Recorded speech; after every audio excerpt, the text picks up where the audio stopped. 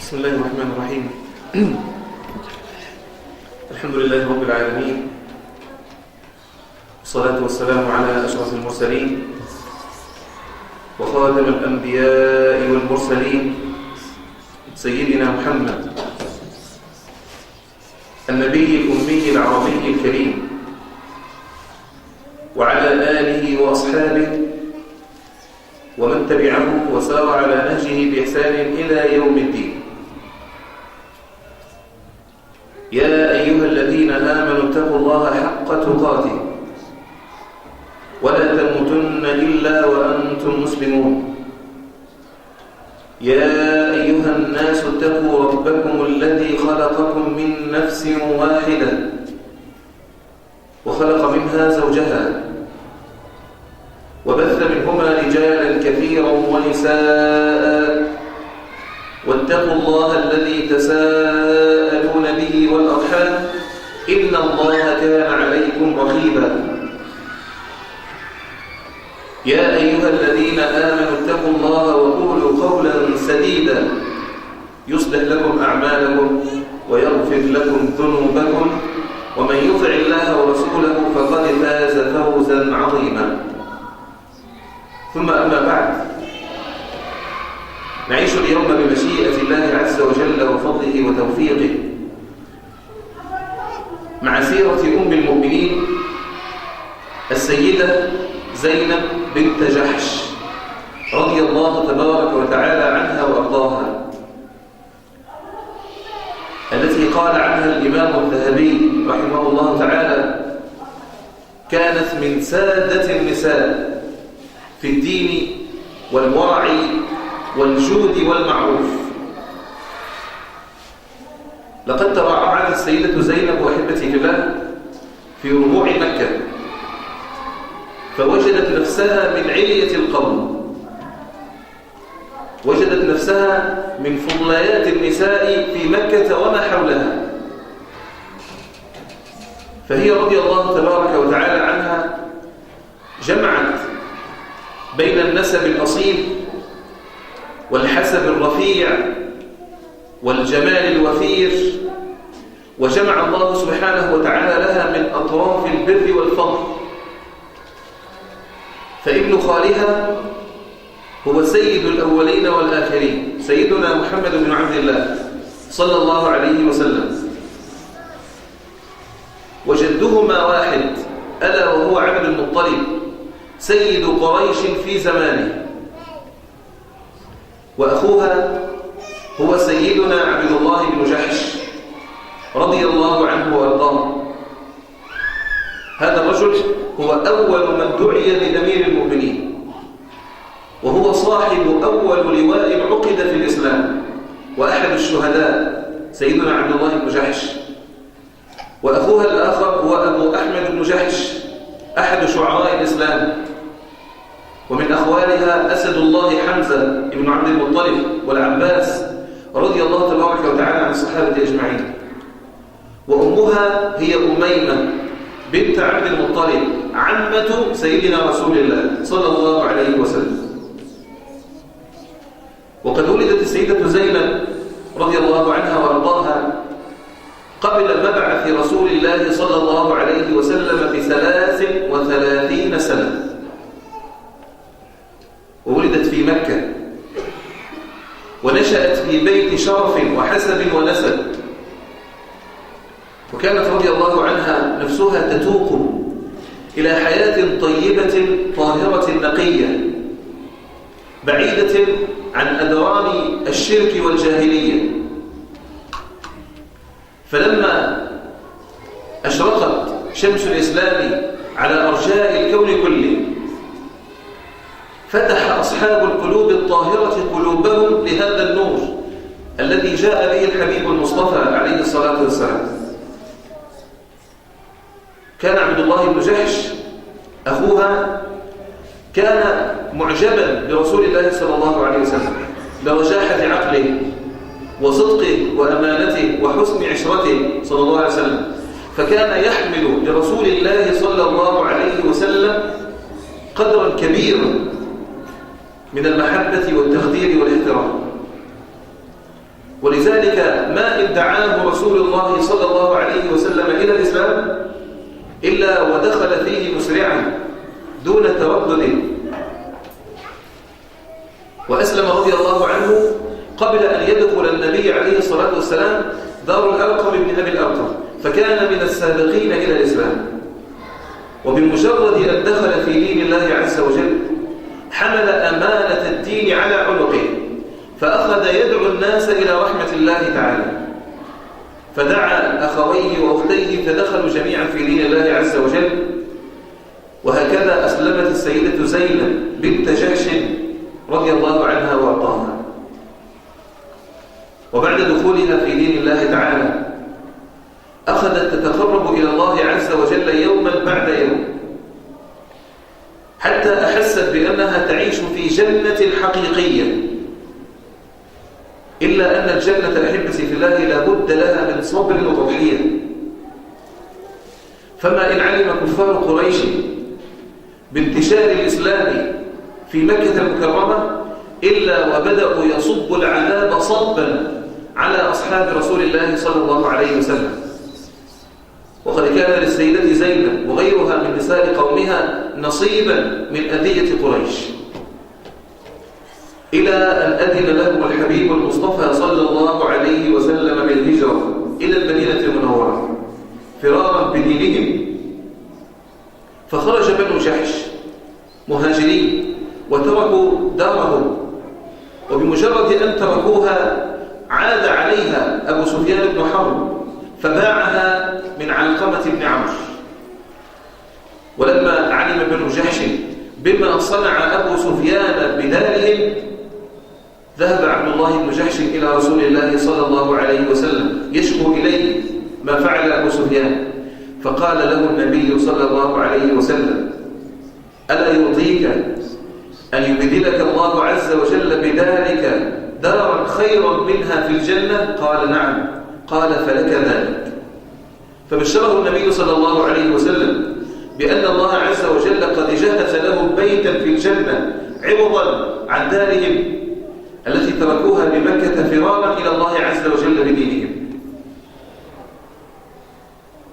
وهكذا أحبتي في الله عاشت السيدة زينب بنت جحش أجمل أيام حياتها في رحاب أخواتها من الأنصار بعد هجرتهم إلى المدينة المنورة. وماذا نقول نحن عن الأنصار بعد أن قال الله عز وجل فيهم: والذين تبوأوا الدار والإيمان من قبلهم يحبون من هاجر إليهم ولا يجدون في صدورهم حاجة مما أوتوا ويؤثرون على أنفسهم ولو كان بهم خصاصة ومن يوق شح نفسه فأولئك هم المفلحون. احتلت السيدة زينب رضي الله عنها وأرضاها مكانة عالية بين النساء، فكانت رضي الله عنها جوادة، كانت مأوى للمساكين، تنفق على الفقراء واليتامى والمحتاجين، وكانت صوامة قوامة، تصوم النهار وتقوم الليل، وكانت بارة بجميع من حولها، تحب الخير لكل الناس، وكأن الله عز وجل كان يؤهلها لتكون أماً للمؤمنين. لما نزل قول الحق سبحانه وتعالى: وما كان لمؤمن ولا مؤمنة إذا قضى الله ورسوله أمرا أن يكون لهم الخيرة من أمرهم ومن يعص الله ورسوله فقد ضل ضلالا مبينا. روي أن هذه الآية نزلت في السيدة زينب بنت جحش رضي الله عنها وأرضاها. وعن سبب نزولها أن رسول الله صلى الله عليه وسلم كان يريد أن يزيل الفوارق الطبقية الموروثة في جماعة المسلمين ويردهم إلى أن الناس جميعا سواسية، لا فضل لأحد على أحد إلا بالتقوى والعمل الصالح. وكان الموالي، والموالي جمع مولى، والمولى هو الرقيق المحرر كان الموالي في طبقة أدنى من طبقة السادة، وكان من بين هؤلاء الموالي سيدنا زيد بن حارثة رضي الله عنه وارضاه، الذي كان قد تبناه النبي صلى الله عليه وسلم. فأراد رسول الله صلى الله عليه وسلم أن يزيل الفوارق الطبقية، لا فضل لأحد على أحد، وذلك بأن يزوج هذا المولى وهو سيدنا زيد بن حارثة من شريفة بني هاشم، ألا وهي السيدة زينب بنت جحش رضي الله تبارك وتعالى عنها وارضاها. كانت هذه الفوارق الطبقية من العمق والعنف بحيث لا يزيلها إلا تصرف واقعي وعملي من رسول الله صلى الله عليه وسلم. فأراد النبي صلى الله عليه وسلم أن يزوج السيدة زينب بنت جحش ابنة عمته من زيد بن حارثة مولاه، فدخل على السيدة زينب وعرض عليها الزواج من زيد، فقالت له: يا رسول الله لست بناكحته، أي لا أريد الزواج منه. فقال لها النبي صلى الله عليه وسلم: بلى فانكحيه. وبينما هما يتحادثان إذ نزل قول الله عز وجل: وما كان لمؤمن ولا مؤمنة إذا قضى الله ورسوله أمرا أن يكون لهم الخيرة من أمرهم.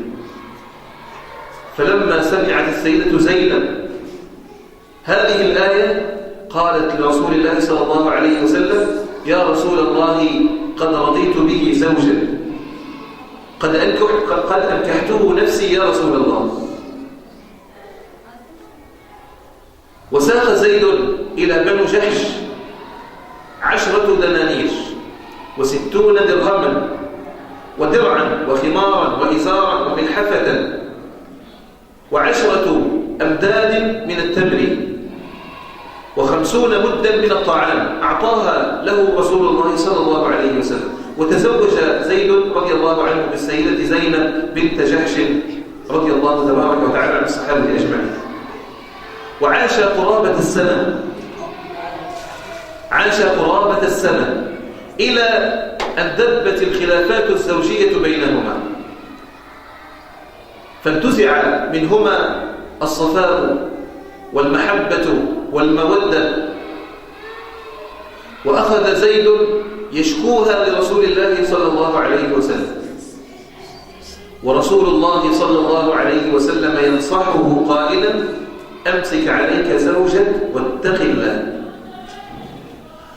وكان النبي صلى الله عليه وسلم قد أعلمه ربه بأنه سيتزوج بالسيدة زينب وأنها ستكون من أزواجه من أمهات المؤمنين، ومع ذلك كان رسول الله صلى الله عليه وسلم يستحي أن يأمر بطلاقها حتى لا يعيبه الناس ويقولون قد تزوج بزوجة ابنه، لأن النبي صلى الله عليه وسلم كان قد تبنى زيدا، فكان ينصحه قائلا: أمسك عليك زوجك واتق الله. ولكن الله عز وجل كان يريد خلاف ذلك، والله غالب على أمره. كان الله سبحانه وتعالى يريد أن تكون السيدة زينب زوجة لرسول الله صلى الله عليه وسلم. فكلما جاء زيد يشكو يقول له النبي صلى الله عليه وسلم: أمسك عليك زوجك واتق الله. وتزداد الفجوة بين السيدة زينب وزيد رضي الله تبارك وتعالى عنهم أجمعين يوما بعد يوم، إلى أن وصلت الحياة بينهما إلى طريق مسدود، فكان لابد من الطلاق.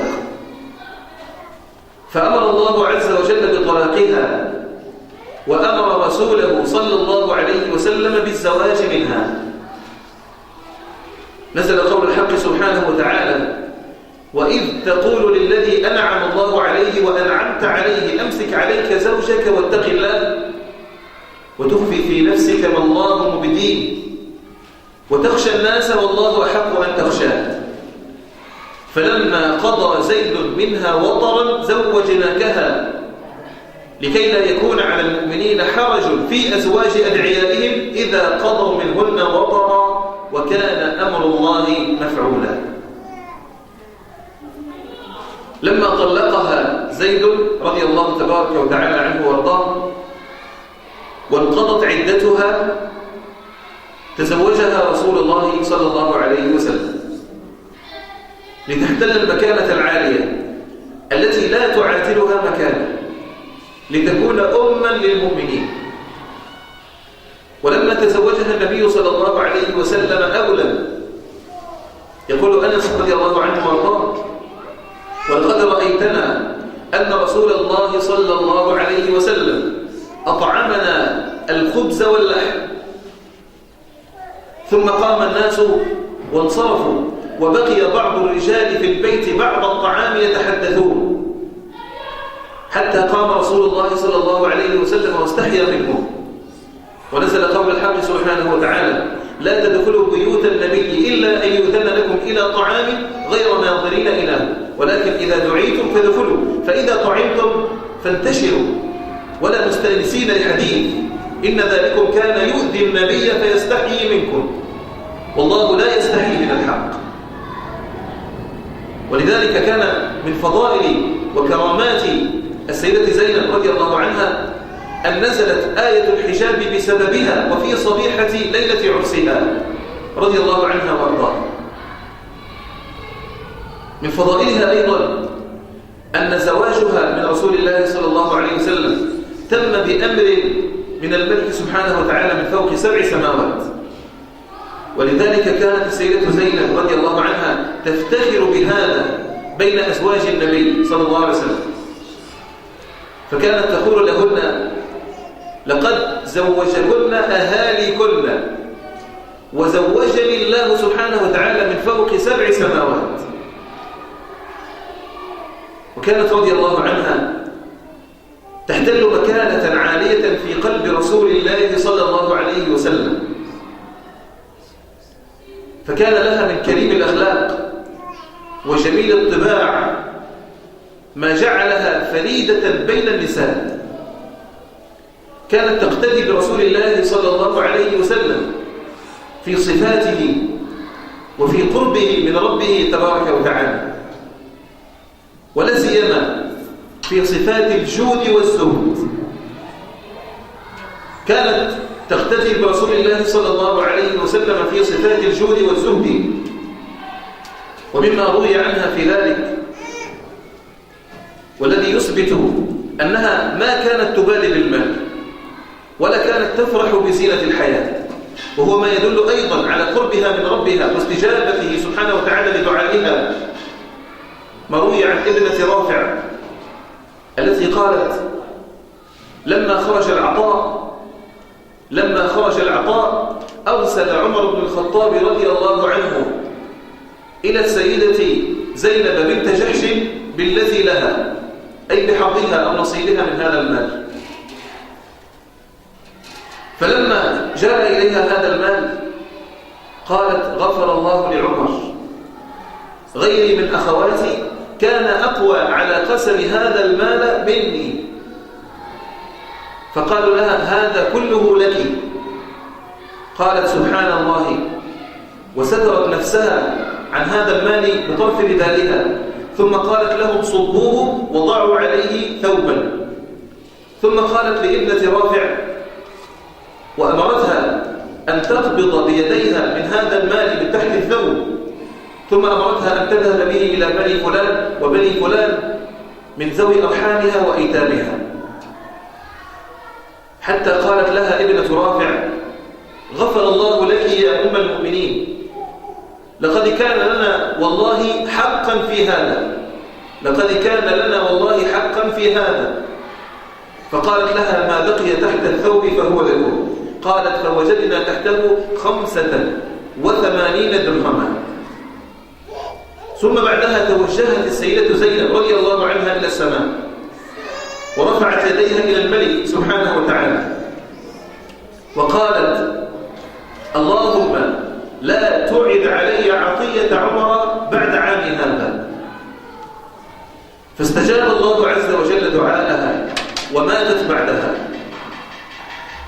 ومما يروى في زهدها رضي الله عنها وأرضاها ما رواه ابن سعد في طبقاته أنه قال: ولقد ماتت السيدة زينب وما تركت دينارا ولا درهما، بل كانت تتصدق بكل ما عندها. كانت تعمل بيدها ثم تبيع ما صنعته ثم تتصدق به في سبيل الله، وما تركت شيئا خلفها، فكانت مأوى للمساكين رضي الله عنها وارضاها.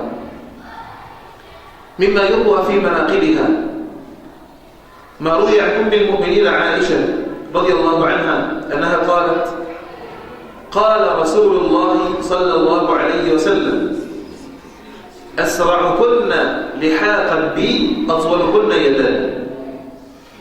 أسرعكن لحاقا بي أطولكن يدا.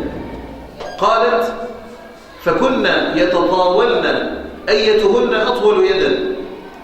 ثم تقول: فكانت أطولنا يدا هي السيدة زينب بنت جحش رضي الله عنها وأرضاها. وفي رواية أخرى عن عائشة رضي الله عنها أن سيدنا رسول الله صلى الله عليه وسلم قال: تتبعني أطولكن يدا.